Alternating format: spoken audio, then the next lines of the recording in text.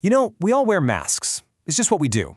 The always on top of it employee, the perfect easygoing partner, the good son or daughter. But what happens when that mask starts to feel less like a costume and more like a cage? Today, we're going to talk about a journey for taking that mask off and finally meeting the person who's been underneath it all this time. So, let's just get real for a second. Are you exhausted? Tired of just playing a part?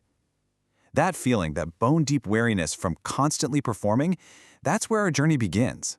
It's the very first clue that the identity you've so carefully built for the world might not be your own. So, to figure out why we're all wearing these masks, we first have to look at the psychological fortress we've built around ourselves. You know, the one that's supposed to keep us safe but somehow ends up keeping us trapped. We all have what you could call a constructed self. Think about it. There's work you, who's always professional and agreeable. Then there's family you, who knows exactly which topics to avoid at dinner. We build these different versions of ourselves to fit in, to be accepted, to feel safe.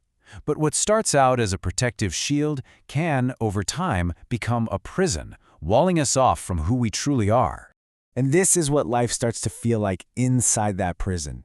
You're just going through the motions, scrolling on your phone, nodding in meetings, making the same small talk over and over.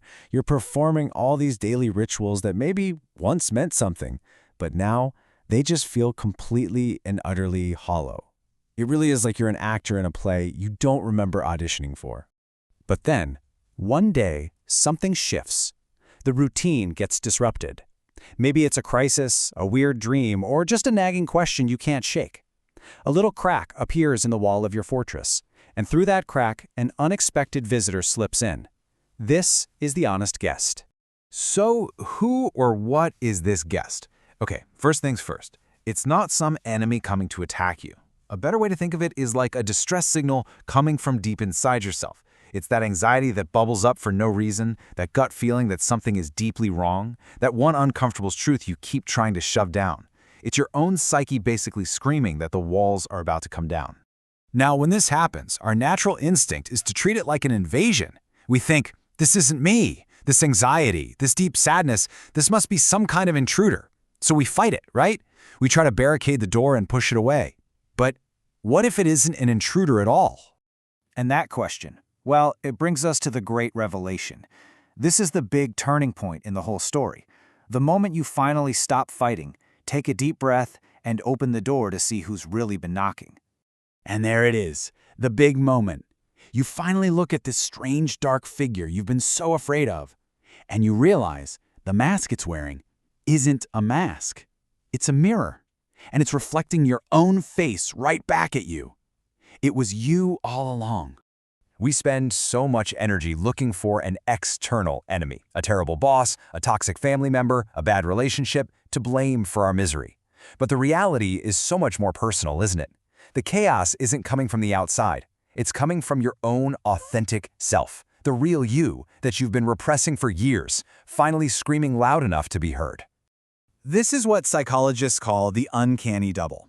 It's that profoundly weird and unsettling feeling you get when you look in the mirror and, just for a second, you don't recognize the person looking back. It's the jarring realization that your personality, everything you thought made you, you, has just been a costume, and the real you has been living like a stranger in your own house. So, the mask is off. You've seen your own reflection in the guest.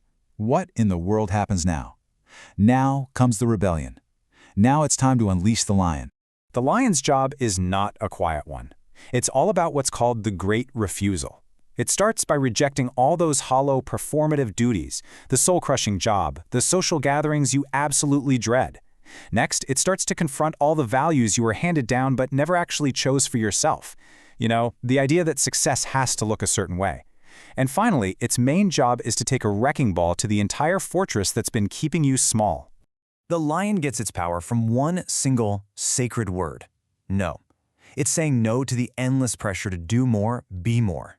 No to draining relationships. And most importantly, no to the illusion that you aren't enough just as you are. Because every single no you say to the things that hold you back creates the space for a massive, powerful yes to the life you're actually meant to live. All right, the lion has roared, the fortress is now just a pile of rubble. And standing there, in the ruins of your old life, Well, it can be absolutely terrifying, but it's also the exact spot where the real work can finally begin. Because out of all this chaos, a fundamental choice appears. You find yourself at a crossroads with two paths. The first path is dissolution, the logic of zero. It's the temptation to just give up, to retreat into the silence and let go of everything. The other path is sovereignty, the logic of one. This path is way harder. It's about accepting the responsibility of building a new life from scratch, on your own terms, and creating your own meaning in a world that offers none. And this is really the whole point of it all. The lion's destruction was never the end goal. Its purpose was just to clear the land. It had to perform a controlled burn of the old world so that something new, something real, something authentically you could finally have the space it needs to grow.